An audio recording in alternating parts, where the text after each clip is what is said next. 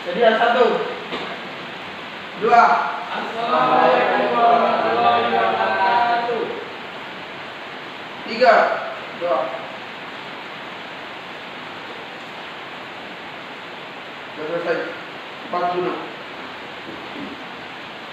Sebelum kita memulai pelajaran pada hari ini, saya ingin bertanya kepada anak-anak, apakah ada yang tidak hadir pada hari ini?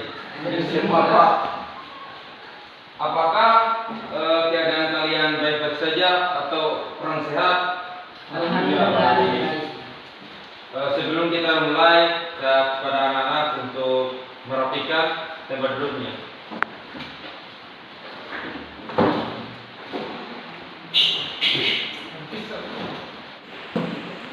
Sebelum kita memulai pelajaran pada hari ini, di sini saya akan menjelaskan kompetensi dasar dan tujuan pembelajaran.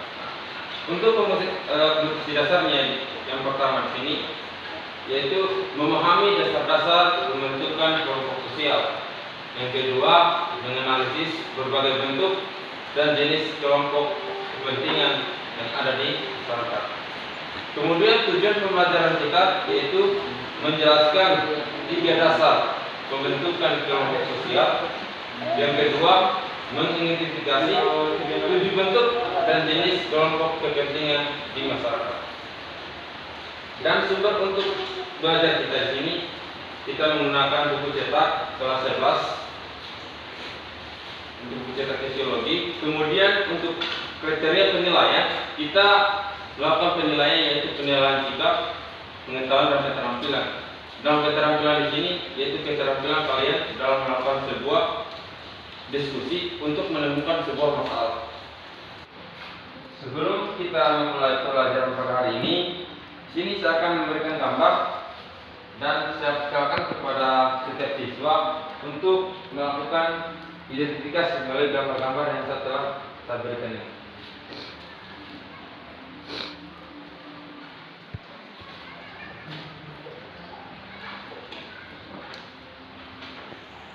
Ya anak-anak, setelah saya memberikan gambar-gambar, saya ingin bertanya untuk Diven, apa yang ada dalam pikiran kamu terkait gambar yang saya berikan? Jadi untuk di gambar ini adalah perkumpulan orang-orang masyarakat. Dalam melihat gambar tersebut, apakah itu termasuk fenomena sosial atau bagaimana?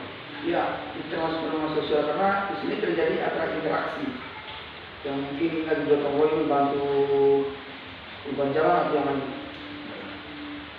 Menurut kamu atau menurut kalian semua, dari kalian melihat gambar ini, kita ini membahas mengenai apa? Kelompok sosial. Pada hari ini kita memang akan membahas mengenai kelompok sosial.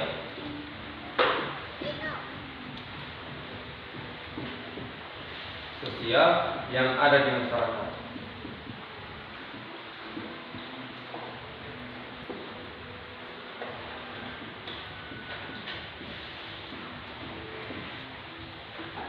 Untuk itu, ini adalah rumusan masalahnya kita yang kita akan lakukan pada hari ini. Yang dimana kelompok sosial tersebut adalah suatu bentuk fenomena atau gejala sosial yang sering terjadi di masyarakat. Nah, dalam mengidentifikasi kelompok sosial tersebut, di sini kita akan membuat sebuah kelompok yang dimana terdiri dari 3 kelompok untuk membahas lebih lanjut mengenai tentang topik kita pada hari ini. Nah, untuk itu kita mulai menghitung dari paling ujung. 1, 2, 3. 1, 2. Saya persilakan kepada setiap nomor sesuai dengan nomor masing-masing untuk duduk sesuai dengan nomor yang didapat. Saya persilakan. Nah, untuk pembagian kelompok di sini kita akan menggunakan sebuah nama pasangan artis yang dimana untuk kelompok 1 yang kita sebut sebagai kelompok pasangan Romeo dan Juliet. Untuk yang kedua yaitu pasangan antara Nagita dan Raffi Ahmad. Untuk kelompok 3 yaitu Rama dan Sinta. Untuk kelompok 1, di sini dia akan membahas mengenai tentang hakikat, syarat dan ciri tentang kelompok sosial. Kemudian untuk kelompok 2, di situ dia akan membahas mengenai tentang faktor-faktor dari kelompok sosial. Kemudian untuk kelompok 3, di sini adalah akan membahas mengenai tentang bentuk-bentuk kelompok sosial yang ada di masyarakat. Setelah saya memberikan sebuah tugas kepada anak-anak, saya ingin setiap kelompok harus merumuskan sebuah pertanyaan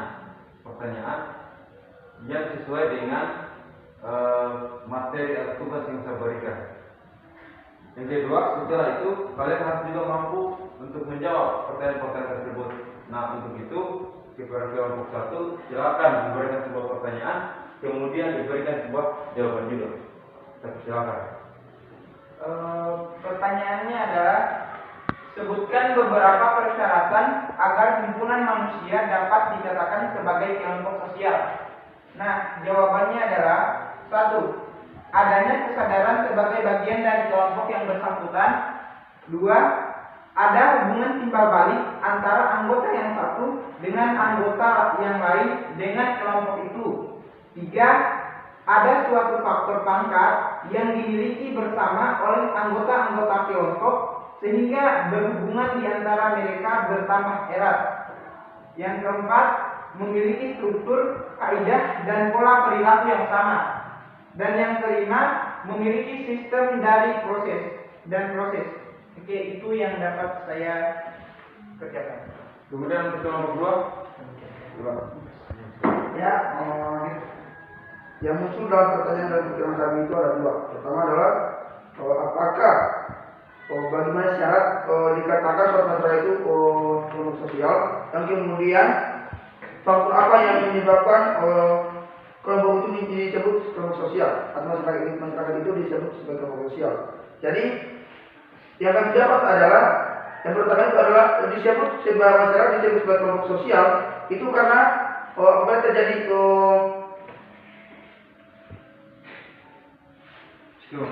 baik, suatu masyarakat itu dikatakan sebagai kelompok sosial apabila berkumpul dan saling berinteraksi antara satu sama lain. Kemudian faktor pembentuk kelompok sosial itu ada pertama kepentingan sama, pertalian darah atau keturunan yang sama, dan ketiga adalah daerah atau wilayah yang sama. untuk itu saya silakan setiap kelompok untuk menggali informasi sebanyak-banyaknya mengenai tentang materi-materi yang telah saya berikan. Dan untuk itu kalian harus mencari apa itu hakikatnya, kemudian kelompok 1, kemudian kelompok 2 bagaimana faktornya, kemudian untuk kelompok 3 bagaimana bentuk-bentuk kelompok sosial. Kemudian kalian harus menemukan jawaban atau menggali informasi dari masalah-masalah yang saya berikan tadi. Untuk mencari informasi, kalian harus menggunakan suatu buku cetak atau buku cetak sosiologi yang kalian pegang sekarang untuk mencari lebih dalam mengenai tentang materi-materi yang kita akan kita pelajari. Kemudian bisa juga kalian menggunakan media internet dalam mencari rumusan atau menggali informasi sebanyak-banyaknya. Setelah itu kalian akan melakukan sebuah penggalian informasi yang dimana kelompok 2 akan pergi ke kelompok 1, 2 orang untuk pergi ke kelompok 1 mencari informasi terkait apa yang mereka bahas di materi mereka. Kemudian kelompok 3 ke kelompok 2 dan untuk kelompok 1 ke kelompok 3. Seperti ini. Silakan. Baik, sebenarnya sama kelompok 1 yaitu apa sih syarat terjadinya kelompok sosial internasional? Syarat agar kelompok sosial dapat terjadi di dalam masyarakat antara lain, yang pertama, adanya kesadaran sebagai bagian dari kelompok yang bersangkutan. Yang kedua, ada hubungan timbal balik antara anggota yang satu dengan anggota yang lain dalam kelompok itu. Kemudian yang ketiga, ada suatu faktor pangkat yang dimiliki bersama oleh anggota-anggota kelompok sehingga berhubungan di antara mereka. Ya, saya mau bertanya kepada kelompok 3 terkait materi yang diberikan tadi, yaitu apa sih bentuk-bentuk dari kelompok sosial itu bagi masyarakat? Bentuk-bentuk kelompok sosial ada 7 macam. Ciri-cirinya sebagai berikut: 1. Solidaritas mekanik dan solidaritas organik. 2. Penguyuban dan pentambahan. Kemudian 3. Kelompok primer dan sekunder. Kemudian 4. In-group dan out-group. 5. Membership group dan volunteer. 6. Kelompok formal dan informal. 7. Kelompok okupasional dan volunteer. Itu ciri-ciri kelompok sosial. Setelah kalian melakukan sebuah diskusi, di sini saya ingin bertanya kepada kelompok 2, bagaimana hakikat dari kelompok sosial tersebut? Ya, baik, saya akan menjawab pertanyaan kelompok. Ya, apa dalam suatu masyarakat itu secara hakikatnya ada dua kelompok atau dua jenis. Yang pertama itu terjadinya kelompok sosial itu dikarenakan karena ada keinginan untuk menjadi satu dengan manusia lain di sekelilingnya, dan yang kedua itu adalah keinginan untuk menjadi satu dengan lingkungannya. Terima kasih. Baik, saya akan bertanya kepada kelompok 2. Coba paparkan apa saja syarat-syarat agar terjadi kelompok sosial. Ya, baik, saya akan menjawab pertanyaan dari kelompok 1, yaitu apa saja syarat-syarat terjadinya kelompok sosial.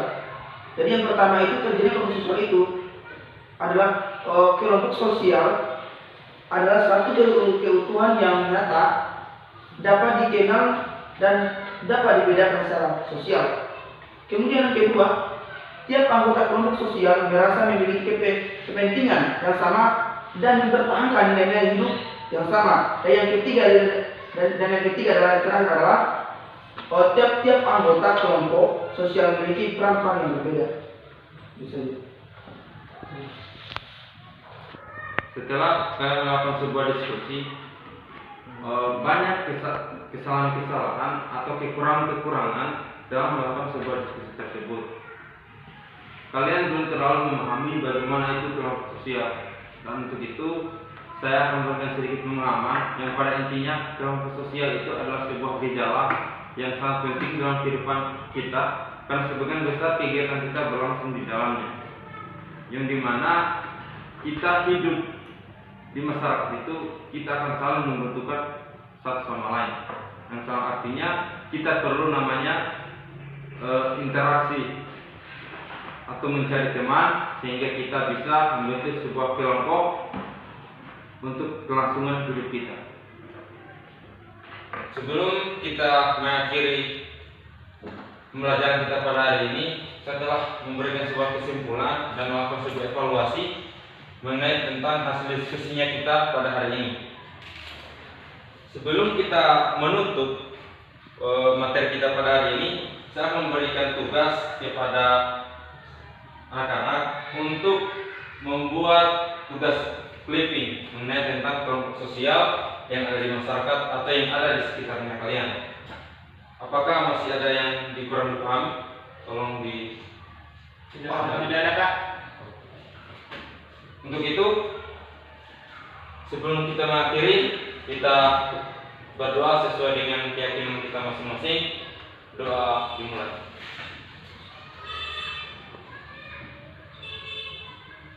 Doa selesai. Oke. Terima kasih anak-anak. Sama-sama.